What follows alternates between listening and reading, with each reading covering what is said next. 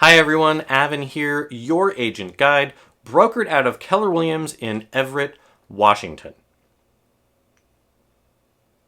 Today I wanted to bring to you a guide on how to hire an agent when selling your home. If you've already watched my video on hiring an agent as a buyer, you will see that there are some similarities, but there are definitely some very important differences. We're going to use the same three-step process with a small little twist. So, three-step process, very simple. Define what you're looking for in the sale of your home and your agent. Find that agent and choose that agent. So stay tuned. I'll give you all the details on what to do moving forward. So, step one, define. In the define step here, you want to define exactly what it is that your goal is when selling your home, because this will have an impact on the type of agent that you choose. Is your goal to get the most money possible out of the sale of the home? Is it to sell the home as quickly as possible? Is it to sell the home with the least amount of interference, but you still want to get as much money as possible? Or maybe it's a balance of all of those, or a balance of a couple of them. What your priority is, you want to outline, because when you're working with your agent, you're going to want to discuss with them your overall objective. From there, they can build their marketing plan. After you've defined what your goal is in the sale of the home, you then want to define what your priorities are in the agent that you're hiring. Write out a list of everything that's important to you and your agent, and then rank them in order of importance. You're going to want to look for their marketing plan and marketing skills. Any agent you interview should bring proof of this. You're going to want to look at how is their communication. What type of systems are they using to keep everything controlled as your home moves through the sales process? There are many parts before the listing, and there's important steps after the listing goes active that are important to be managed and kept held together. A good real estate agent is also a good project manager. You also want to know how is their market knowledge, because that can make a big difference in kind of having a pulse for what direction the market is moving in so that the agent can set the strategy correctly. The other really big thing that is different from the buyer's agent and the seller's agent is going to be commissions. As a buyer, the seller is the one who pays the commission for both agents. So as you're talking to your prospective agents, you're going to want to know what their commission structure is. How do they split it with the other agents? And then how does this fit overall into your overall budget?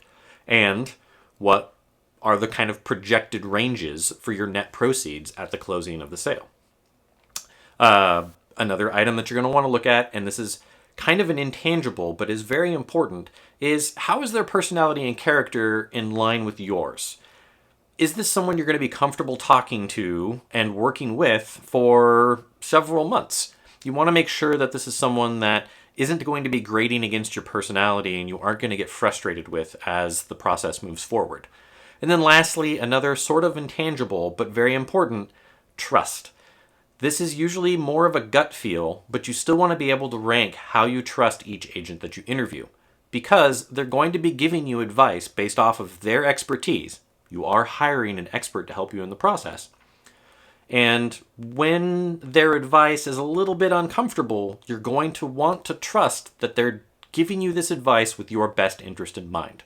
Step 2, find. How do you find these agents? Well, right off the bat is probably the easiest.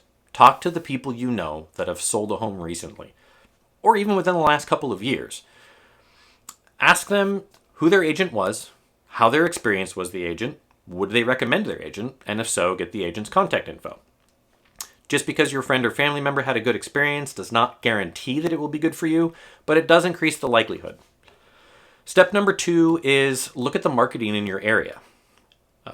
Agents that have a good, strong market knowledge and that are good, active, professional, full-time agents will usually have a pretty active marketing campaign. You may have already received mailers from this agent, or door hangers from this agent as they've gone around and marketed to the neighborhood. And a really good sign of a strong active agent in your area is going to be yard signs. Is there one agent in the area or a couple that you've seen a lot of their yard signs in your neighborhood or near your neighborhood? that is a pretty good agent to talk to because they've got recent activity in your area. Third area is go online.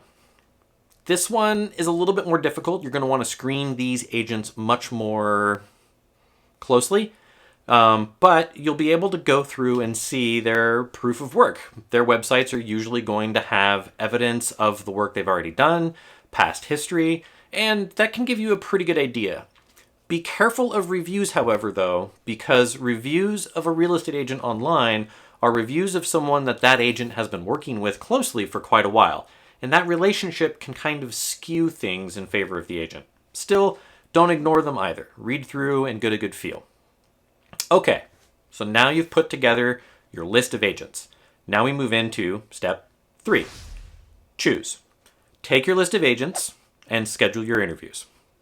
In the interview process, let them go through their marketing plan, let them go through their assessment of the value of your home, kind of the range that it's going to be in, get an idea of their presentation that they're going to go through, because they're going to go through a lot of it.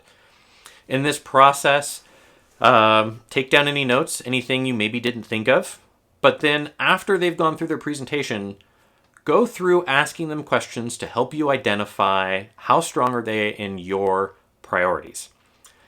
For each agent in each priority, score them, I recommend on a scale of 1 to 10. And in that scoring, you're going to tally it all up for each skill in each agent.